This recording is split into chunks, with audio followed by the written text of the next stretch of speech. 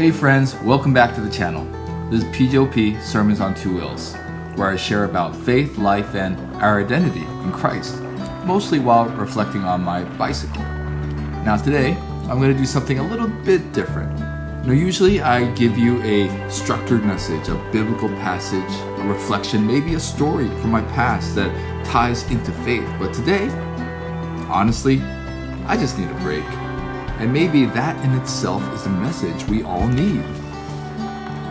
Life has been busy. I've been deep into sermon prep, leading Bible studies, and on top of all of that, I've been preparing for this missions trip to Sri Lanka that I'll be leading in early October. I'm really looking forward to that trip, but the truth is, the preparation can be exhausting. Meetings, schedules, ministry details, finances, it all stacks up. And when you're always in that go, go, go mode, the danger is burnout. It sneaks up on you. You don't notice it right away, but slowly, your tank gets emptier and emptier. You start feeling more drained, less joyful, less present. And that's when you know something's off. Even my usual outlet, biking, has been tough to fit in. I've been busy, but also the weather's been hot and humid, and we've had so many rain days. This morning I had everything ready to go, helmet on, bike prepped, and just as I was about to head out, the skies opened up and dumped rain, and I stood there feeling so disappointed. But then right before noon, the rain broke for a short window, and I thought to myself, it's now or never, man. So I hopped on the bike and just rode, soaking up every minute.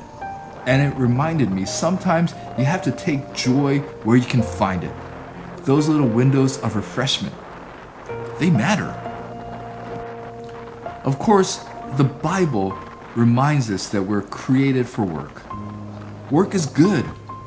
Work was part of God's design even in Eden. But we're also created for rest. God set aside Sabbath not as an optional suggestion, but as a part of his design for human flourishing.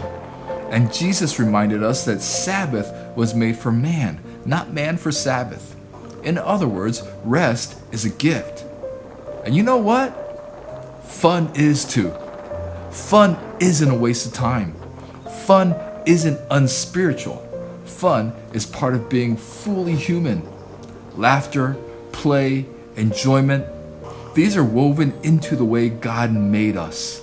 And when we neglect fun, when we treat joy as optional, our souls start to shrivel.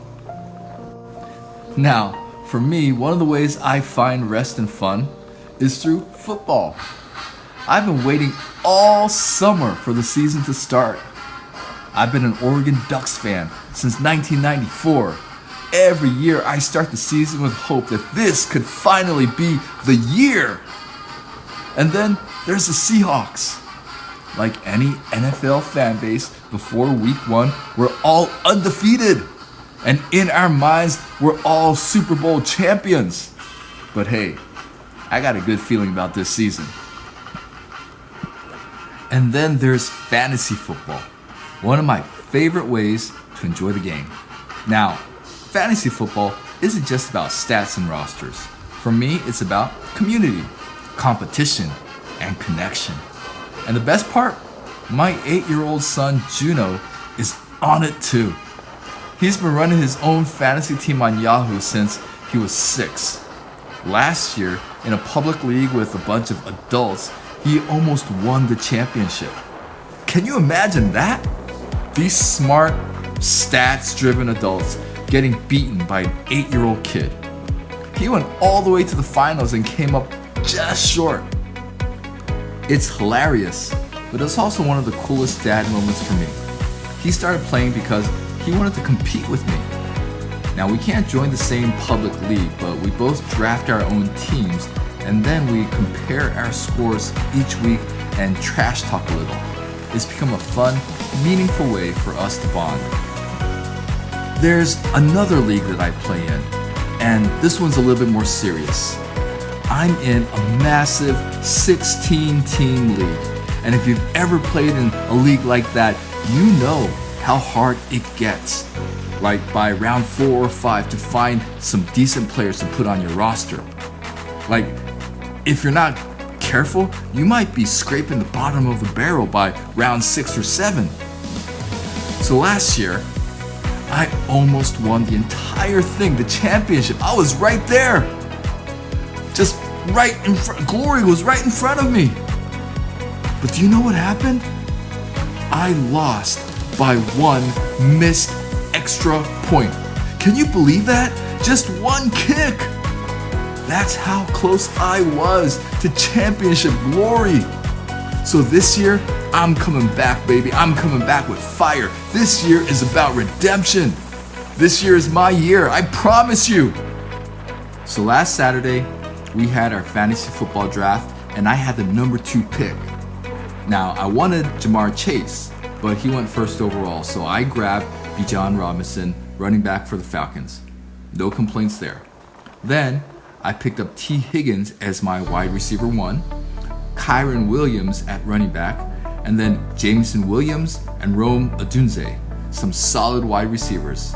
For tight end, I waited and then grabbed rookie Tyler Warren from the Colts. And for quarterback, I rolled the dice and drafted Drake May. Risky, sure, but hey, sometimes you gotta take a shot. So, what do you guys think of my team? Drop your thoughts in the comments. If you play fantasy football, tell me what your lineup looks like this year. I love to hear about it. But let's zoom out for a moment. Why am I talking so much about fantasy football and lineups on a channel about faith? Because fun matters. Fun is good. Fun is a gift from God. Too often, we treat fun as if it's extra, as if it's dessert, only to be enjoyed after all the serious stuff is done. But fun is not optional. It's essential. Ecclesiastes 3 says, there's a time for everything, a time to weep, a time to laugh, a time to mourn, a time to dance. Laughter and joy are not side dishes. They're part of the main course of life with God. Nehemiah 8:10 says, the joy of the Lord is your strength. Think about that. Joy is not weakness. Joy is strength. Joy fuels us. And when I watch football with my son, when I laugh with friends, when I go for a ride between rain showers, that joy strengthens me. It reminds me I'm not just a pastor or a worker or a provider. I'm a child of God, meant to live fully, laugh freely, and rejoice in Him. You know, sometimes Christians get nervous about fun as if joy and faith don't mix. But Jesus didn't shy away from joy. His first miracle wasn't raising the dead. It was turning water into wine at a wedding feast, making sure the celebration could keep going. He welcomed children, and kids don't run toward grumpy adults. They run toward joy. And when the Bible talks about eternity, it's described as a feast, a banquet, a wedding party. In other words, heaven is going to be full of joy. So when we laugh, when we play, when we have fun, we're actually rehearsing for heaven. So let me ask you, what are the ways you find fun in your life? For me, it's biking, football, spending time with my kids. For you, it might be music, hiking, painting, video games, cooking, or traveling. Whatever it is, don't downplay it. Don't treat it as unimportant. Recognize it for what it is, a gift from God. And if you've been running on empty, maybe it's time to step back and intentionally make space for joy. But let's not forget, all of this points to something deeper. Football season won't last forever. Bike rides get rained out. Vacations end. Even fantasy championships can slip away because of one missed extra point. True rest, true joy, true home is found in Christ. Jesus says in Matthew 11:28, "Come to me, all you who are weary and burdened, and I will give you rest." That's the invitation, not just physical rest, but soul rest. When I root my identity in Christ, I can enjoy the fun things in life without clinging to them, too tightly that is. I can watch football, win or lose, and still have joy. I can ride my bike, rain or shine, and still feel peace. Because my identity isn't in performance, productivity, or results. It's in Christ. So here's the big takeaway. Life is busy, so it's important we find ways to have fun. Fun is good. Fun is a gift from God. Fun should not be taken for granted, even if it's in small ways. I'd love to hear from you guys. What do you guys think of my fantasy football team? If you play, what does your team look like? And what are some ways you find fun and joy in your life? Share them in the comments below. And hey, if you've enjoyed hanging out today, make sure to hit that like button and subscribe. It really helps out the channel and it lets me know that you like to see more of this kind of content. Anyway, I try to be back next week with another sermon on two wheels, but for this week, let's take a break. Stay safe, stay cool, and I'll see you guys next week. This is PJOP, and these have been my sermons on two wheels.